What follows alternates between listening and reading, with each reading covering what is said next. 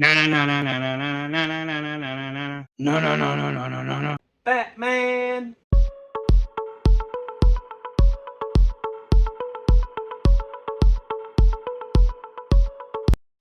Welcome back to a brand new Does It Hold Up video. This week, you guys voted and you chose Batman from 1966. This is the movie that took place in between seasons 1 and 2 of that Batman series, starring Adam West as Bruce Wayne Batman and Burt Ward as Robin. Now, I gotta say, I remember this movie when I was growing up, watching it off and on, watching episodes of the series, that kind of stuff, with the big, very comic-y, a whole lot of goofiness, very, very campy, to say the least. Even starting out this movie, I had a lot of laughs. The whole scene with Batman and Robin coming through on a helicopter, trying to get down to the boat, and the shark, the really fake looking shark latching onto Batman's leg and grabbing the shark repellent, spraying it. You know the scene if you've seen the movie. It was a lot of fun. It was very funny. These type of jokes continued all the way through. The way they solved the Riddler's riddles was extremely satisfying in a satirical kind of way. But here's the problem, and my wife pointed this out to me as well while we were watching it. This movie is an hour and 45 minutes long. These jokes, as funny as they kind of are, and as slapstick as they don't hold up for 140 or an hour and 45 minutes. They just don't. After 20, 25, 30 minutes tops, I was finished with it, and I was thinking, yeah, that's why this was a show and they didn't do very many movies. In fact, if you look at the history of this movie was originally supposed to be the pilot movie. It wound up being pushed. It wasn't done until between first and second season. They had to get a different Catwoman actress for this movie because the original actress was in the middle of doing something else, and they brought her in.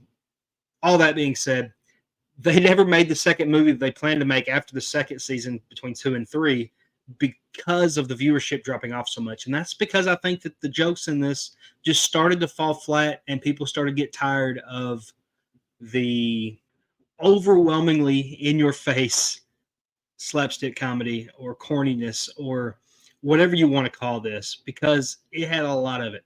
I mean, one minute you've got Robin and Batman, climbing up a wall, but you see their capes and you can see the strings holding the capes out.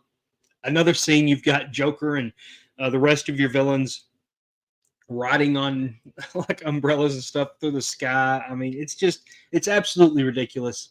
And most of the time, I would say that's pretty fun. But when you're looking at an hour 45 minutes of this, it gets old. Hey, me saying this gets old is probably getting old, but I can't help the way I feel about it. Also, I read that Cesar Romero, that played Joker, wouldn't shave his mustache is the reason why they put the makeup over the mustache.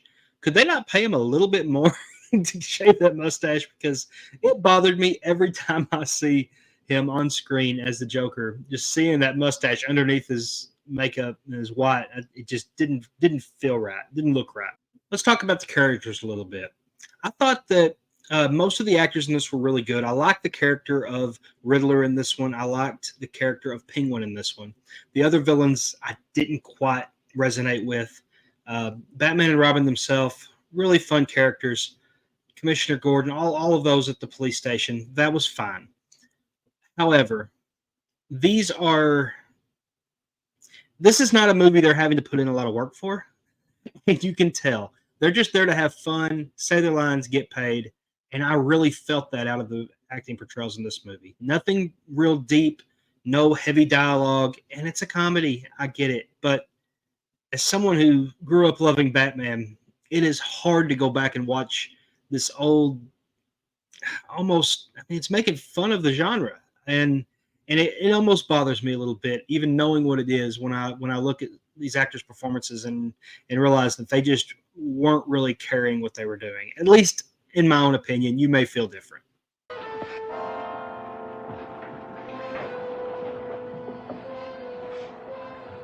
Holy heartbreak. This kid cup.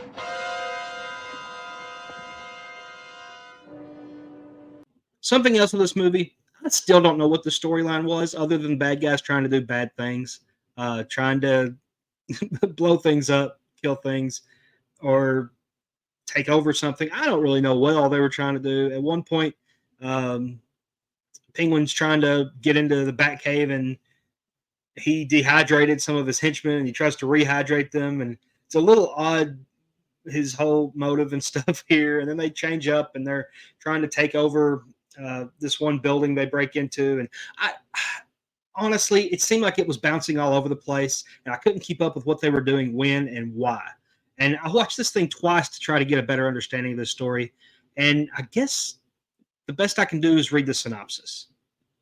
Batman and Robin battle Sharks, Catwoman, the Joker, and Riddler on a big screen. Can they prevent the bad guys from taking over the world? Question mark. With a wham and a pow and a zip, our heroes might just win.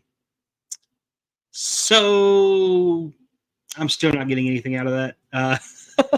So maybe the people writing the synopsis didn't understand what the movie really was either with the story. So with that said, the story was not the strongest in this movie, and I think that justifies what I'm getting at there.